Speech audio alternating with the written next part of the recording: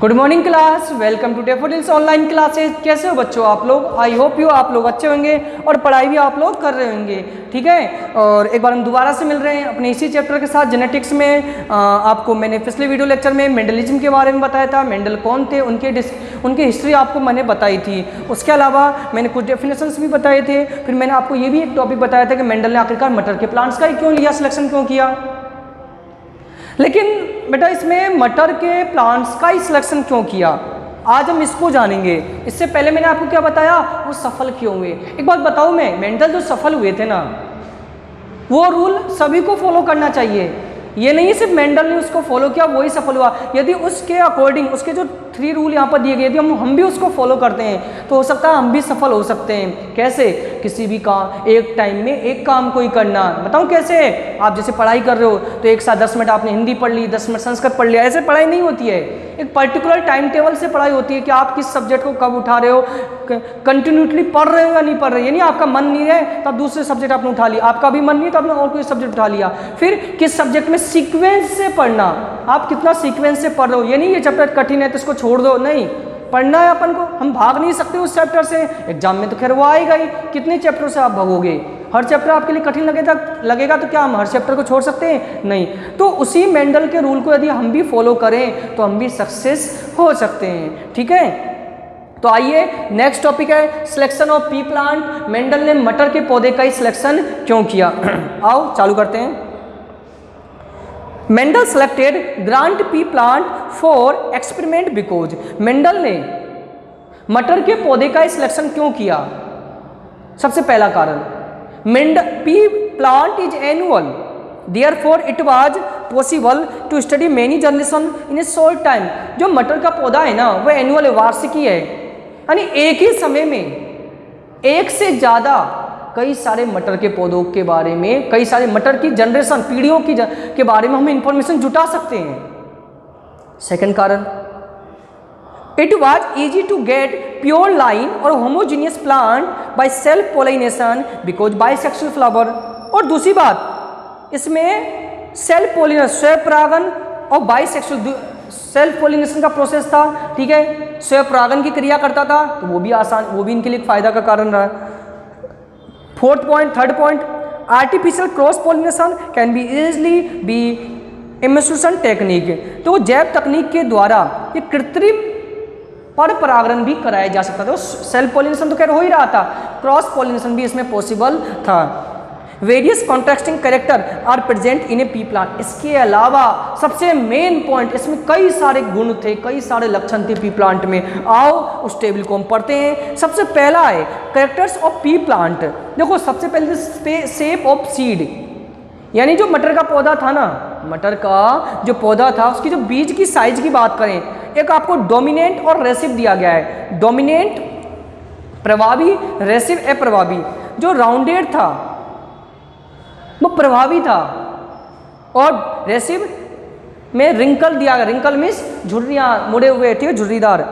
Colour of seed, बीज का colour yellow उसमें डोमिनेंट था। रेसिव जो आपका अप्रभावी था ग्रीन।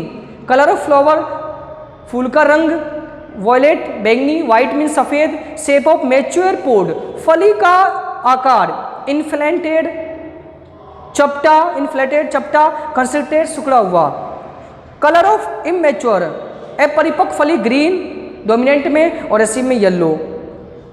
पोजीशन ऑफ फ्लावर, फूल की स्थिति एक्सियल अक्षीय और टर्मिनल कक्षीय, ठीक है।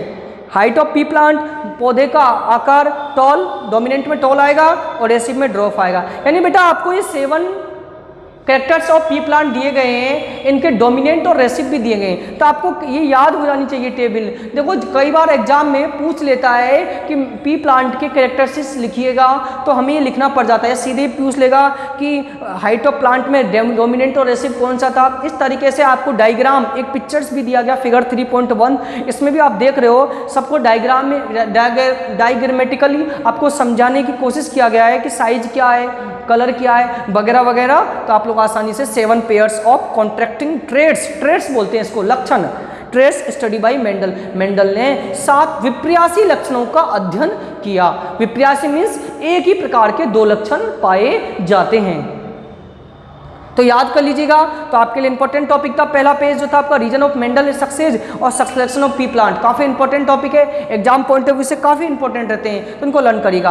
अगला है बेटा डिस्कवरी ऑफ मेंडलिज्म, मेंडलिज्म के पुनः खोजकर्ता। हालांकि मैंने इसके बारे में आपको कल बता दिया था, फिर भी आपको दोबारा लर्न करना है। क्या दिया गया, the law of inheritance given by the Mendel were neglected for about 35 years. The Hugo de Vries of Holland, Karl Correns of Germany and Erich von Sermack of Austria rediscovered Mendel law of 90s while working separately. देखो Mendel के law को मैंने क्या बताया था, Mendel ने खोज किया लेकिन वो उस मुकाम तक नहीं पहुंच पाया जिस मुकाम तक उसको पहुंचना चाहिए था। लगभग 36 साल, after 36 years, then 3 scientist are rediscovery of the mendelism, then Hugo de Vries, then Erich von Tschermak, then आपका दिया गया है Carl Correns, then 3 scientist are rediscovery of the mendelism and he are the Gregor John Mendel experiment are the re innovation, then Brunn society of natural history, यानी उन्होंने Gregor John Mendel के experiment को दोबारा से खोजा और Brunn society of natural history के सामने लेके गए, तो पाया गया आज से 36 इयर्स पहले भी ऐसा साइंटिस्ट आया था जिन्होंने इसकी खोज करी थी। तो क्या समझे, यदि हम में टैलेंट है, जरूरी नहीं तो आपके टैलेंट की कद्र होगी, हो सकता है मरने के बाद उसकी टैलेंट की कद्र हुई, इन कद्र होगी, बशर्ते आपको टैलेंटेड होना पड़ेगा। ठीक है, हम चाहते हैं कि बिना मेहनत हम कोई सफलता प्राप्त कर लें, वो संभव नहीं है। ठीक है, आपको नेक्स्ट आपको एक दिया गया इसमें, तो आपको इन तीनों साइंटिस्टों के नेम कंफर्म लर्न करने हैं। मैं बार बार कह रहा हूँ, वन लाइनर चैप्टर है ये भी, जैसे आपने चैप्टर नंबर 1 पढ़ा था, ऐसे चैप्टर नंबर 3 भी वन लाइनर है, तो आपको 1 नंबर का क्वेश्चन आता जरूर है, 2 नंबर का एक थोड़ा से बड़ा भी आ जाता है। तो अगला है जेनेटिक्स टर्मिनोलॉजी, ये भी काफ़ी इंपॉर्टेंट है। 20 डेफिनेशन आपको दिया गया है, आपको 20 डेफिनेशन ही लर्न होनी चाहिए।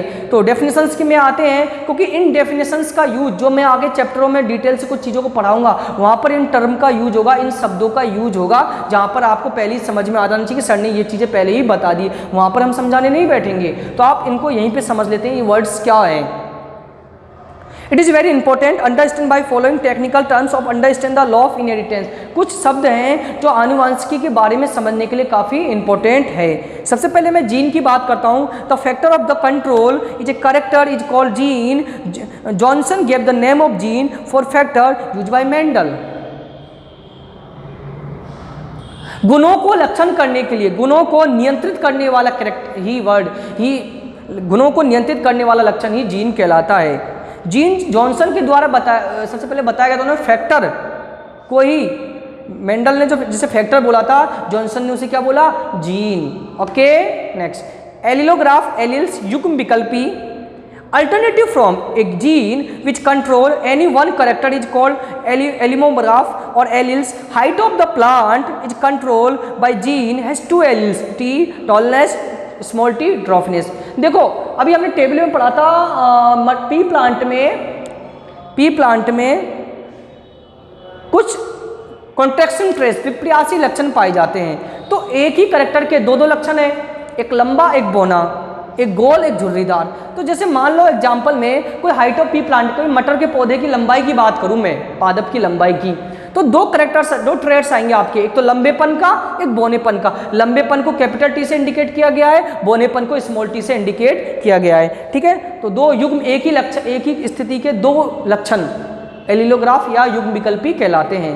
Homogeneous, when both alleles of gene are similar the condition is non homogeneous, capital T या small T.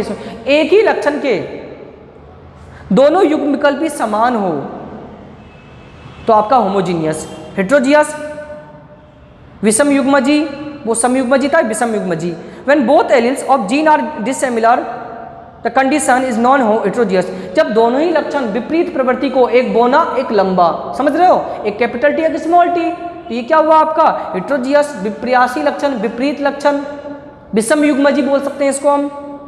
Phenotype, external appearance of an individual is called phenotype. Tall plant with genotypically may be homogeneous capital T heterozygous capital T small T.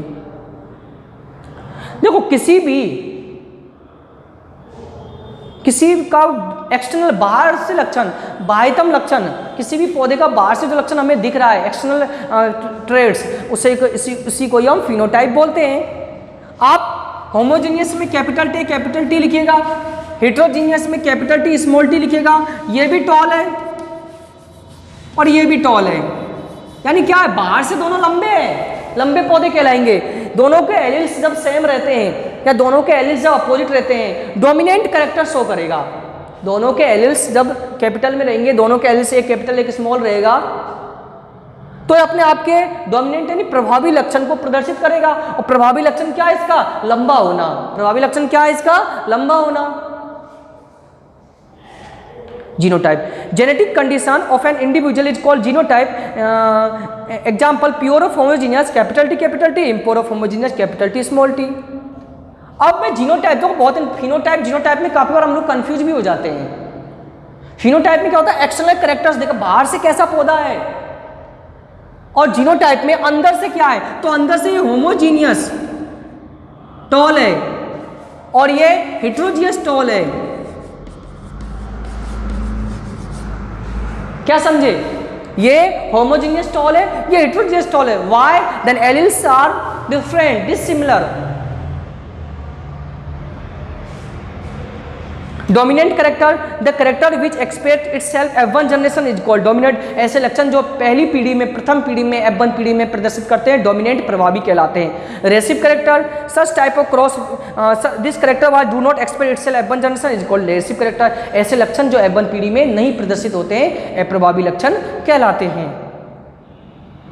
Monohybrid cross, such type of cross in while with single contrasting character is considered is called monotype, monohybrid cross। एक संकरण, जब एक ही लक्षणों को आपस में cross कराया जाता, संकरित कराया जाता है। एक ही लक्षण, जैसे लंबे लंबे का ले लिया मैंने, लंबे बोने का लिया, नहीं पादप की लंबाई मैंने एक लक्षण ले लिया, या बीज का आकार, मतलब एक ही ट्रेड्स के बारे में, कैरेक्टर्स के बारे में जब मैं क्रॉस करा रहा हूं, तो आपका मोनोहाइब्रिड। डाईहाइब्रिड में such type of cross in which two contracting, जिसमें दो लक्षणों को एक साथ क्रॉस कराते हैं।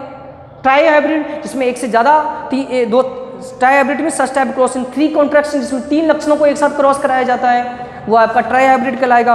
Poly hybrid, such type of cross which many contracting characters are considered is called polyhybrid, जिसमें 2 या 2 से अधिक लक्षणों का संकरण कराया जाता है, पॉली हाइब्रिड कहलाता है। तो इसके बाद नेक्स्ट आपको टेस्ट क्रॉस से बिठाओ, टेस्ट क्रॉस से मैं आपको नेक्स्ट वीडियो लेक्चर में पढ़ाऊंगा मैं डेफिनेशन। आज मैंने आपको 12 डेफिनेशन पढ़ा दिया है, स्टडी करा दिया है, इसको बार बार आप समझिएगा और लर्न करने की कोशिश करिएगा। तो सो गाइज, आज के लिए इतना ही काफ़ी है। आई होप यू आप लोगों को चैप्टर समझ में आ रहा होगा। नहीं समझ में आ रहा है तो आप लोग इस वीडियो लेक्चर को बार बार रिवाइंड करके देखिएगा और अच्छे नंबर लाने की कोशिश आपको अटेम्प्ट करना है। ठीक है, thank you students. Thank you for watching this video and thank you for attend this session. Thank you. Stay home, keep smiling and keep learning. Thank you.